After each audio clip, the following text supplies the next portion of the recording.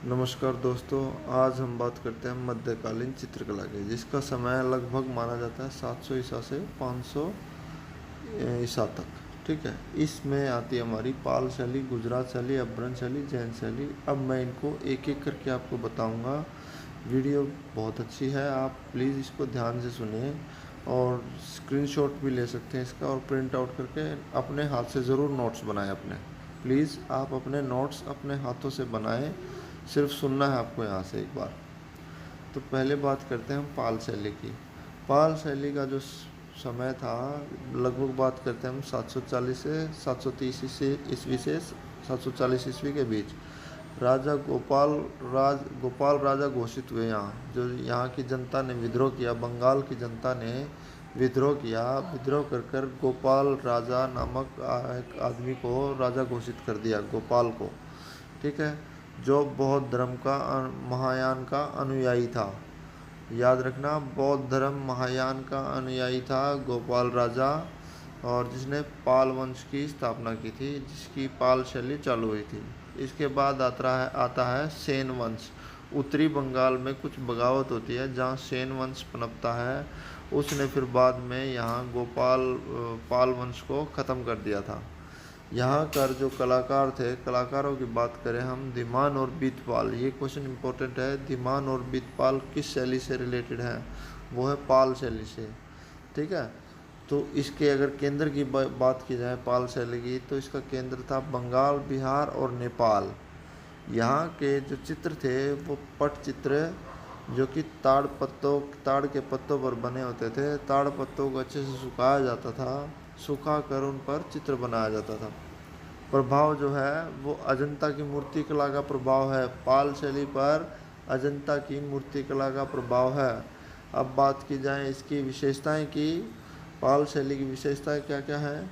पोथी चित्रण हुआ है अधिकतर। ठीक है, चेहरे स्वाचस्म, सिर चपटे, नाक लंबी, आंखें बड़ी बड़ी। चेहरे सवा चश्म, चेहरे कैसे बने हैं? सवा चश्म, सिर चपटे, नाक लंबी, आंखें बड़ी बड़ी, और चित्रों की रेखाएं काले रंग से बनाई गई हैं। ठीक है, चित्रों की रेखाएं काले रंग से बनाई गई हैं। ताड़ पत्तों पर चित्र बने होते हैं और महायान से संबंधित है। जैसा हमने बताया पाल शैली के बारे में, तो ये बौद्ध धर्म से रिलेटेड थी, और यहाँ महायान का वो था। हीनयान और महायान, बौद्ध धर्म दो तरह का है ना, तो महायान से रिलेटेड था ये पाल शैली, बौद्ध धर्म के महायान पंथ से। अब बात करते हैं हम अपभ्रंश शैली, जिसका शुरुआती नामकरण जैन शैली था। इसको आनंद कुमार स्वामी ने प्रकाश में लाने का श्रेय जाता है। प्रकाश में लाने का श्रेय किसे जाता है? आनंद कुमार स्वामी को। ठीक है, उन्होंने कुछ चित्र यहाँ के प्रकाशित किए थे जो कि जैन धर्म से रिलेटेड थे, तो इसलिए इसका नामकरण हुआ जैन शैली। लेकिन बाद में जब ये चित्र जैन शैली से रिलेटेड न रहकर वहाँ के और धर्मों से, हिंदू धर्म के भी मिले हैं उसी शैली से रिलेटेड, तो फिर इसका नाम रखा गया गुजरात शैली या पश्चिमी भारतीय शैली। कुछ चित्र जब राजस्थान में भी मिले इसी तरह के, जैसे गुजरात में मिले थे, तो इसका नाम रख दिया पश्चिमी भारतीय शैली। ठीक है, लेकिन राय कृष्ण दास ने इसका नाम रखा अपभ्रंश शैली। अपभ्रंश शैली नाम किसने रखा? इम्पोर्टेंट है, राय कृष्ण दास ने। क्योंकि जो प्राचीन शैली का इन्होंने माना है कि जो प्राचीन हमारी अजंता की इतनी भव्य शैली थी, इतनी बहुत महत्वपूर्ण, बहुत अच्छी शैली थी, रेखाओं का जो फ्लो था वो सब यहाँ टूट जाता है, रेखाएं विकृत हो जाती हैं, तो इसका नाम रखा उन्होंने, इसलिए इसका अपभ्रंश शैली नाम रखा। ये चित्र भी ताड़पत्र पर बनते थे, क्योंकि कागज़ का कभी आविष्कार नहीं हुआ था, तो ताड़पत्र पर ही चित्र बने थे। 7वीं शताब्दी में गुजरात के और मारवाड़ में चित्र बनने शुरू हुए। गुजरात और मारवाड़ में 7वीं शताब्दी में चित्र बनने शुरू हो गए थे। विशेषताएं: चेहरे सवा चश्म, नाक लंबी, आंखें परवल जैसी। ठीक है, चेहरे सवा चश्म पाल शैली में भी थे, नाक लंबी थी वहाँ भी, और आंखें परवल जैसी यानी मोटी मोटी।